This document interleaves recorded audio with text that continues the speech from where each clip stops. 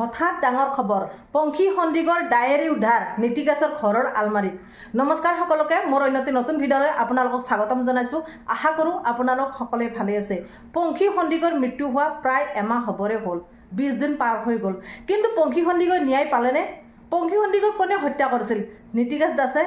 নীতিকাছ দাস এজন পেছাত শিক্ষক, কিন্তু তেওঁ লগতে কি হৈছে এজন হত্যাকাৰী। আজি তেওঁ জেলত আছে, কিন্তু জেলত থাকিলে ন্যায় পোৱা বুজাবনে? পংখী সন্দিগই সঠিকভাৱে ন্যায় পালেনে? আজি তেওঁ জেলত আছে ঠিকেই, কিন্তু আৰক্ষীসকলে কি কৰিছে? জেলত থ'লে সমাপ্ত, কিন্তু তেখেতৰ শাস্তি কি হ'ব লাগে? যদি তেওঁ সঁচাকৈ হত্যাকাৰী হয়, যদিও সেই নীতিকাছ দাসে যদি সঁচাকৈ পংখীক হত্যা কৰিছে, তেনেহ'লে তেওঁ এজন হত্যাকাৰী, আৰু হত্যাকাৰীৰ শাস্তি কি হোৱা উচিত আপোনালোকে কমেণ্টত লিখিব। বহুতে কৈছে যে নীতিকাছক ফাঁচি দিব লাগে, আৰু সেই পংখীৰ ভনীয়েকো কৈছে যে মোৰ বাঘ মৰি গ'ল, আজি আমি যিমান কষ্ট পাইছোঁ, বাঘ যেনেকৈ মাৰিছে তেওঁকো এনেকৈ শাস্তি দি মাৰিব লাগে, একেলগে গুলিয়াই হত্যা নহয়, একেলগে শাস্তি দি তেওঁক হত্যা কৰিব লাগে বুলি পংখীৰ ভনীয়েকো কোৱা আমি দেখিছোঁ।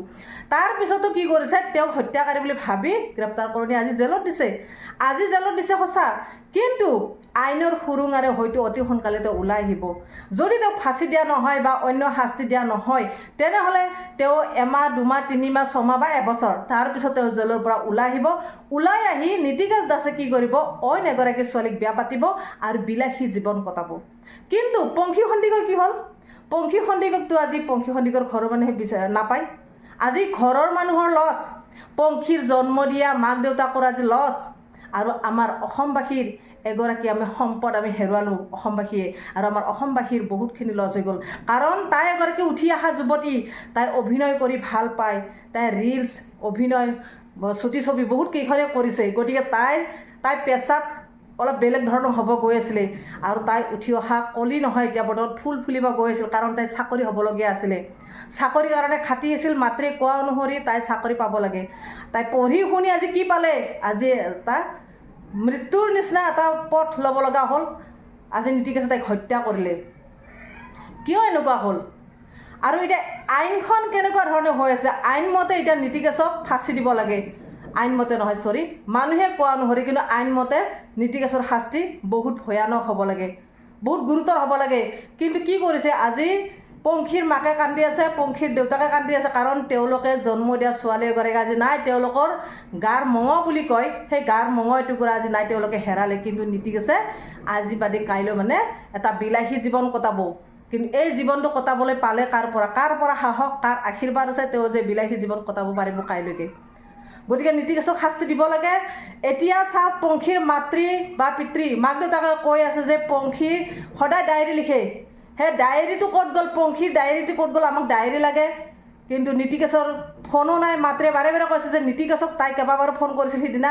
গতিকে নীতিকাছৰ ফোনটো চেক কৰক, কি হৈছিল সিদিনাখন, সকলো কথা ওলাব। তাৰপিছতো আৰক্ষীয়ে নীতিকাছৰ ফোন এতিয়ালৈকে চেক কৰা নাই, বা নীতিকাছৰ ফোন বিচাৰি পোৱা নাই বুলি কৈছে। আৰু পংখীৰ ডায়েৰী ক'ত গ'ল? যদি সঁচাকৈ পংখীক হত্যা কৰা নাই নীতিকাছে, তেনেহ'লে পংখীৰ ডায়েৰী য'ত থৈ আনদিনা তেনেধৰণে থাকিব লাগে। কিন্তু পংখীৰ ডায়েৰী পংখীৰ ৰুমত নাই। কিয় নাই? পংখীৰ বস্তুখিনি অন্তত থাকিব লাগে, কিন্তু পংখীৰ বস্তু একোৱেই নাই। কিয় নাই? এইটো ঘটনা সেই জন্মনি ৰাভাৰ দৰে হোৱা নাইনে? জন্মনি মাতৃ বাৰে বাৰে কৈছিল যে মোৰ জনক হত্যা কৰা হৈছে, পৰিকল্পিতভাৱে হত্যা কৰা হৈছে। তাৰে প্ৰমাণ অনিল ভূঞা, প্ৰণৱ দাসো দিছিল। তাৰে পিছতো জন্মনিৰ হত্যাকাৰী ওলাব নোৱাৰিলে। ন্যায় পালে জানো জন্মনি? চৰকাৰী বিষয়া হোৱাৰ পিছতো জন্মনি ন্যায় নাপালে। আৰু এতিয়া চেম তেনেকুৱা ঘটনা যেন লাগিছে মোৰ পংখী সন্দিগৈৰ। পংখী সন্দিগৈৰ সেই মাতৃ বাৰে বাৰে কৈছে যে মই খাটাং যে তাইক হত্যা কৰিছে নীতিকাছ দাসে, সি হত্যা কৰিছে, তেওঁলোকৰ ঘৰৰ মানুহে মিলি হত্যা কৰিছে। তাৰে পিছতো হত্যাকাৰী কি কৰিলে? জেলত থ'লে সমাপ্ত নেকি? আইন কপকপীয়া হ'ব লাগিব, আইন সকলোৰে বাবে সমান হ'ব লাগে।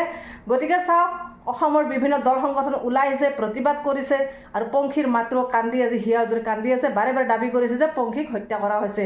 গতিকে নীতিকাছৰ শাস্তি গুৰুতৰ হ'ব লাগে। আৰু ডায়েৰী ক'ত থৈছে?